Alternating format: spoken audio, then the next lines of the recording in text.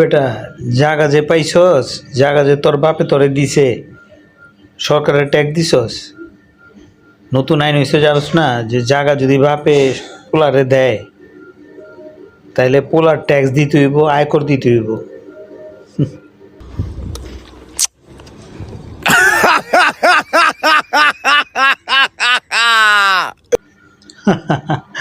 বাপের জায়গা পোলারে দিলে পোলার আবার আয়কর দিতে হইব।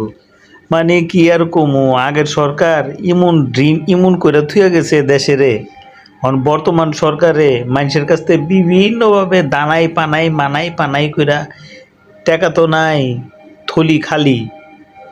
20 লাখ কোটি টাকা ঋণ করে গেছে আগের সরকার। আমার বাসায় কাজ করে গেছে পিয়ন, সে এখন 400 কোটি টাকার মালিক। হেলিকপ্টার ছাড়া চলে না। বর্তমান সরকারে বিভিন্নভাবে মানুষের থেকে টাকা লইতেছে। ল ভাই চালাও।